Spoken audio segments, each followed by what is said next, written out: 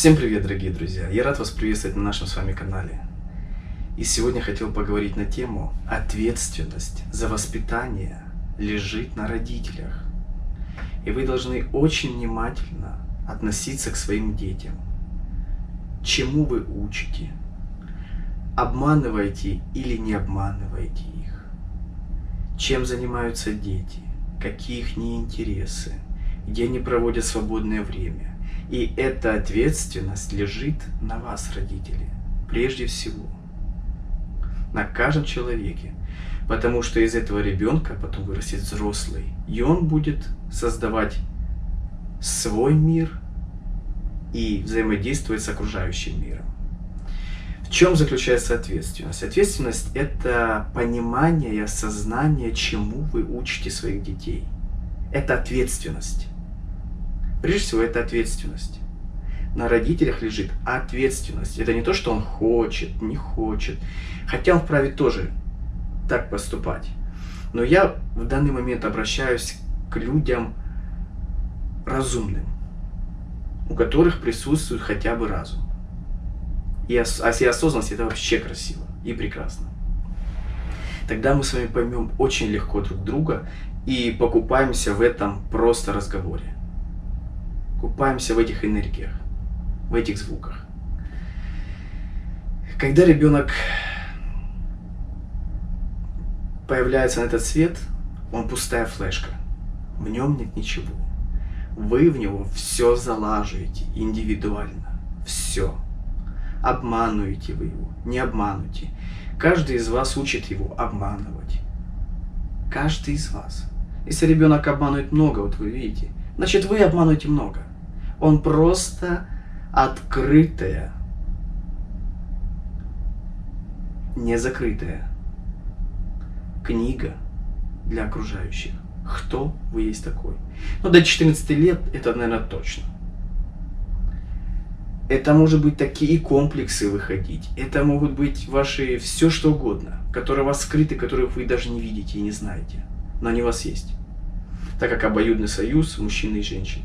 Нет, ни один не виноват больше, ни другой. И это истекает из двоих. Соответственно, детей не надо приучать к обману. Это самое важное. Не надо детей обманывать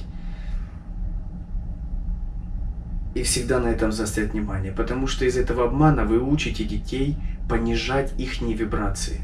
Что такое понижать? Когда дети обманывают, и вы не объясняете им, почему это не надо делать, вы их делаете несчастными. Они привыкают это делать, и потом они в течение жизни не чувствуют жизни, самой жизни окружающей. А у жизни есть свои законы. Как планеты летают, так и у нас на Земле среди людей тоже есть свои законы. Их уже распознали, изучили и передают из поколения в поколение. Потому что уже поняли, что они есть. Бумеранг всегда прилетает обратно. Что посеешь, то и пожнешь. Соответственно, чем дети увлекаются? Вот каждый из нас понимает, что войны это плохо. Я это тоже понимаю. Но вы понимаете, что вы это залаживаете, даже вы этому способствуете, иногда не объясняете детям вот, в современном мире. Я не буду брать дальше, я возьму современный, потому что у человека уже появился разум чуть-чуть. Дети играют в стрелялки, или взрослые в стрелялки играют. В Counter-Strike там. Я, правда, я играл пару раз, но мне это не понравилось. Даже когда я был неосознанный, мне это не понравилось. Я понял, что это глупо. Даже Mortal Kombat был. Ну, не любил драться. Вот я тогда еще по детству я любил, потому что и сам занимался спортом. Но и то потом как-то я отошел, как-то все увлекались, а я отошел, потому что думаю, надо ли мне идти уже или боксировать? Чего его смотреть там, как кто-то дерется, или тем более я там не участвую. Ну, к чему я это говорю? Это то, что вы развиваете в ваших детях. И за взрослых я говорю. Кто в танчики там какие-то играет, стрелялки, убивают, ужасы людям нравятся. Понимаете, что вам нравится? Вы иногда давайте отчет своим мыслям, что вам нравится. Когда человек говорит мне, что ему нравятся ужасы, он должен понять, что ему нравится. Из чего состоит его внутренний мир, что ему нравятся ужасы. А когда эти ужасы приходят в реальный мир, ему не нравится. Почему-то те, кому нравятся ужасы, они боятся самого больше. Самого больше не боятся. Им самого больше все не нравится. Но это не упрек. Это в том дело, что, знаешь, смотрите на себя. В зеркало. Дети играют в контр, там, страйк, вот в эти. Вы им не объясняете, подростки, дети, в эти игры. Им нравится убивать. Вы даже не понимаете, это все на подсознании записывается. Что ребенку нравится уже с детства убивать. А ему рады и стараться, там подлаживают. И полицейских убей, там и мирных, и тех, и тех, и тех. Потом это все оживает в мир. Понимаете? А у него психика уже готова к этому. Для него это нормально становится. Если ты участвуешь в игре, в тебе это нормально. Да, мирные люди, которые не участвуют в игре, для них это ненормально. Но для военных, поверьте, для них это нормально убивать.